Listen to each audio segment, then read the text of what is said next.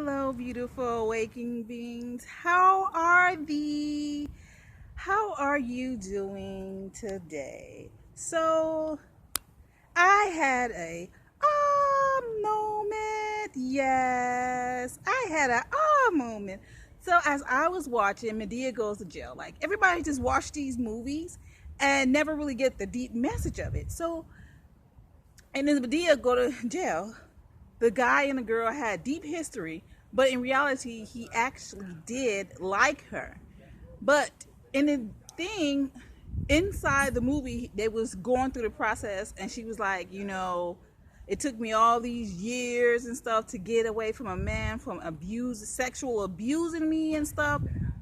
And everybody said, "Oh, if I was, I would never did that." But in each situation that you're in, you never know what is going to happen. You don't know if he's going to kill you, murder you. So, like, you got this fear inside you that he's going to do something horrible. So that's what she probably felt, a fear. So she let him do it. And then, she was like, "Your friends too?" Like, I don't know. And then, he probably threatened her, because you never know what people do to people when they want them to do something. You put fear into people so they can do things.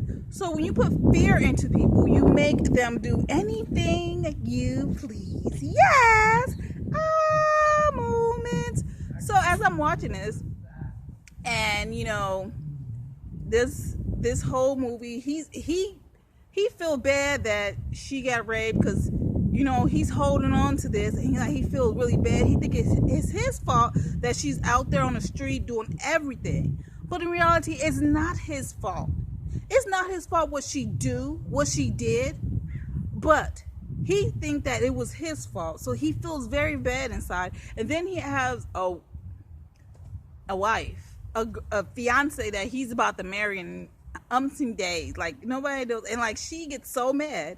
She has this vindictive way, like, I need to get her out of my way. I don't want to understand anything. Instead of her trying to talk to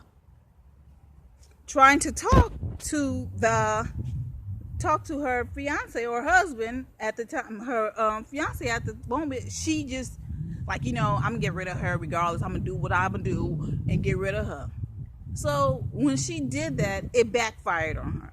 Instead of her coming to him and telling him, like, what is up with this girl with you? Instead of like, oh, that slut. Oh, you never did that to me and stuff. Oh, you never done this for me and anything like that. Like, how that is lack of communication. Lack of communication will end in a terrible wreck. So you have to learn how to communicate. So if she would have communicated and understand the point of view, he would have opened up to her. Because it seems like he never opened up to her. So that's why in the movie, the girl said, she's not for you. He was like, people change. Yes, people change. But if she was for him, he would have opened up and told her about his history. He would told her that. So you have to understand, communication is key in every relationship that you ever be in. So as a child, she'd been abused. As an adult, she'd been abused. So she thought that was the way, instead of her thinking in another term. And inside the jail, Medea was in the jail. The girl was like, "Oh, my father raped me and stuff. Woo this, so I'm gonna do this, woo this." And somebody said, "No, it is not your father's fault. He's out there living his life while you in jail did something that you did. It was on you. It's up to you to be strong, to hold yourself down. You can't rely on somebody else to be strong for thee. No, honey, child, let me tell you, you cannot rely on no one to heal thyself. The only person can heal thyself is thee. You are the only person can heal thyself. You sitting here holding this big bag of stuff on you, like, it's wearing me down, and like, you don't know one holding on to it. No one else is holding on to it. What they did to you, they thought it was okay. Whatever somebody do to you, you have to really think how they think. Because they probably think, oh, it's okay because someone did it to me, so therefore I'm going to do it to this person, it's going to be okay. No, it is not okay if somebody do something wrong to you, but don't carry it on. Let it go. Let it heal. Don't hold on to it and keep nitpicking at it, keep picking at it like, this and that and that. Ain't shit gonna heal you better than yourself. You let go of that stuff. No one's come to save you. Who the fuck gonna save you? No one. You sitting out here trying to resolve something that happened a long time ago, and the person whomever did or whatever happened, honey child, they out here living like they life like golden. Honey child, let me tell you about holding on to things. You letting somebody live rent-free in your head. Yes, honey. Someone's renting somebody's free. So you let somebody rent in your head for so long that you can't even move on in life. You only have one track perception in your life. You never go on. You never look at another solution. You only look at one solution, and that is anger and fear. Honey child, let me tell you, those two together work well. They work so well that you don't even know that they working together. Delicious and just scrumptious, because you don't understand. Fear is the most valuable key to control anybody. If you put fear in anybody, boom, you got them. Right then and there, you got them. Congratulations, you got fear, and now I'm finna fuck over you. How do that sound to you? Does it sound pleasant or does it sound fucked up?